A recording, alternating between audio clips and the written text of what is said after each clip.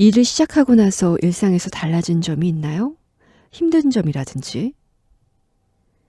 볼펜을 꼭 쥔 앳된 얼굴의 남성이 흔히 옥스퍼드 노트라 불리는 노란 종이패드를 들고 내 앞에 앉아 있다. 숨소리 하나 놓치지 않고 받았을 기세다. 지난주에 이메일을 보내와 자신은 예술대학에서 시나리오를 전공하는 학생이고 나 같은 특수청소 분야에서 일하는 사람의 이야기로 시나리오를 쓰고 싶다고 했다.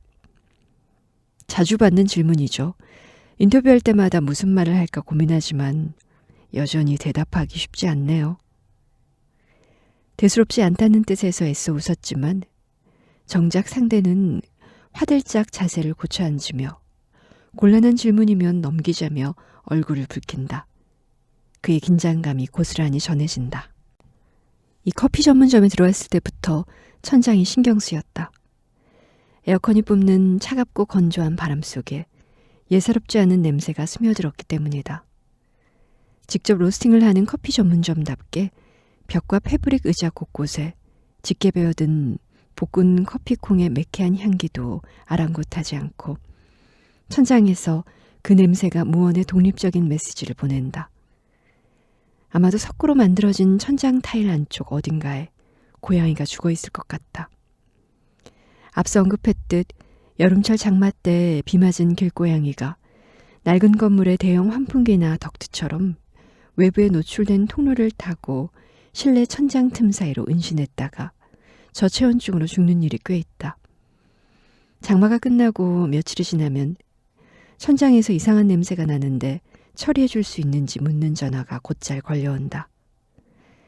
사람이든 고양이든 척추를 가진 포유류가 썩는 냄새는 한 번 경험하면 다른 냄새와 오인하지 않을 만큼 고유하다. 아마도 여기 천장 어딘가에 고양이가 죽어있는 것 같아요. 미세하지만 그 냄새가 나요. 제가 달라진 점이 있다면 바로 그런 점입니다. 일상에서도 늘 죽음과 연결된 느낌이 들어요. 이 카페 문을 열고 들어서서 이 자리에 앉아있는 동안 고양이가 몸을 둥그렇게 말고 웅크린 채 썩어가는 모습을 떠올렸죠. 죽음이라는 관념에 늘 접속 중인 것 같아요. 아, 고양이가요? 학생은 기록하던 것을 멈추고 천장을 두리번거린다. 늘 그렇다면 진짜 힘드시겠어요. 글쎄, 바로 그것을 잘 모르겠어요. 이런 생각이 진짜 힘들고 괴로운 것인지 늘 스위치가 켜져 있는 것 같아요. 언제나 죽음에 관해 생각하다 보니 이것을 단순히 괴롭다 또는 즐겁다는 감각으로 나눌 수 없는 것 같아요. 전등이 환하게 켜져 있으면 잠을 잘 이루지 못하는 사람도 있겠지만 또 누군가는 밝아도 여발한 듯이 쉽게 잠들곤 하잖아요. 제 경우는 이제 스위치를 켜둔 채 잘 자는 편이 된 것 같아요. 인터뷰가 1시간 넘게 이어지자 잠시 쉬었다가 하는 게 어떻겠냐고 제안했다. 화장실 세면대 수도꼭지를 틀어 손을 씻는데 문득 강원도 산골마을에 2년 정도 머물던 때가 떠올랐다. 당시 한밤에 받았던 전화 내용이 마치 어젯밤에 나눈 대화처럼 선명하다. 수고가 많소. 다리 건너 사는 김춘이요. 안녕하세요. 평안하시죠? 이 시각에 어쩐 일이신가요? 급한 용무라도 있으신가요?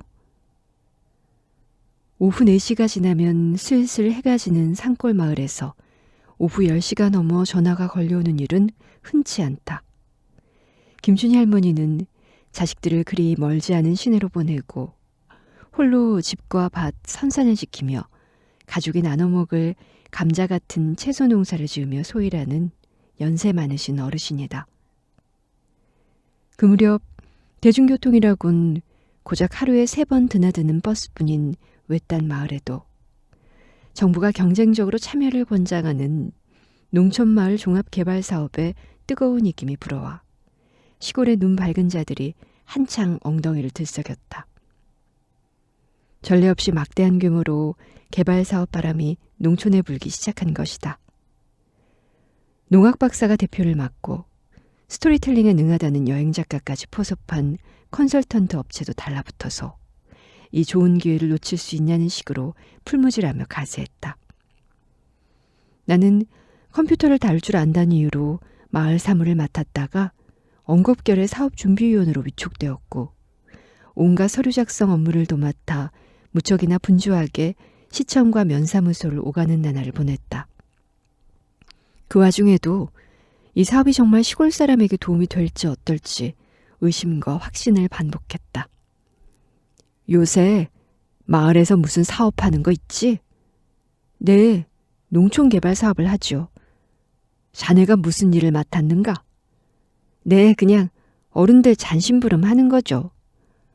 그래, 수고가 많소. 마을에 가로등을 단다면서?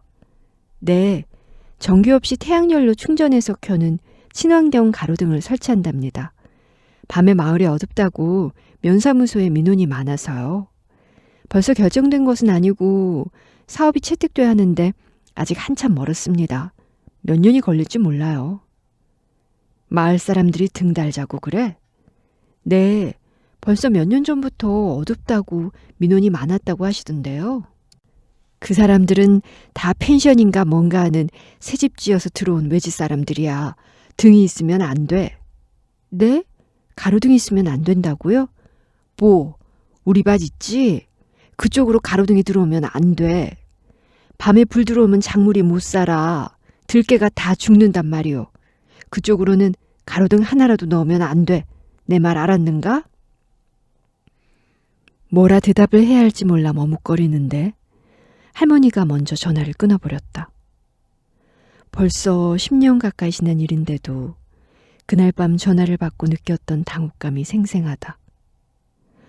어두컴컴한 산골마을이야 밝아지면 좋을 테지 하는 생각은 얼마나 농사를 모르고서 하는 깜깜하고 막연한 것이었나.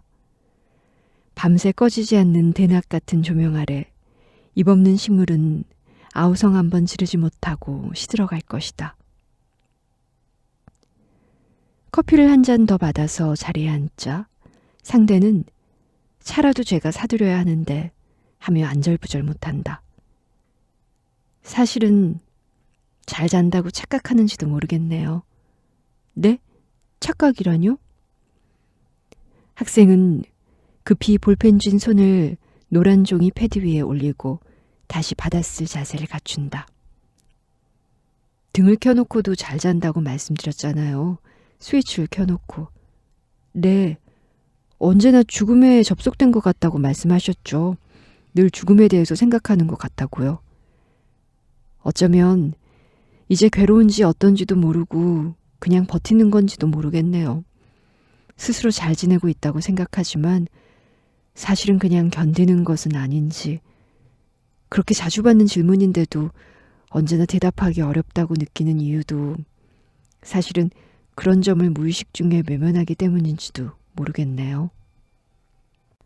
3시간 넘게 이어진 인터뷰를 마치고 잔뜩 허기를 느끼며 사무실을 향해 걸었다. 구립도서관을 지나고 건널목 앞에서 보행신호로 바뀌길 기다리는데 차도와 인도를 구분하는 연석 틈을 비집고 민들레 포자가 둥글게 피어있다. 용케도 그 좁은 틈새를 뚫고 해가 비치는 방향으로 자라 마침내 홀씨다발이 되어 새로운 여행을 떠날 채비를 마친 것이다. 척박한 도시에 잠들지 않는 불빛에 살아남은 들꽃이 반갑다. 그 밭의 들깨는 잘 자라고 있을까? 언젠가는 이 모든 사사로운 비즈니스를 물리치고 다시 한번 여행을 멀리 떠나고 싶다. 그 길에 만나는 들꽃에 손을 흔들어 안부를 전하고 싶다. 동료 여러분, 전 염치도 모르고 그럭저럭 잘 버티고 있습니다. 그동안 별거 없으셨습니까?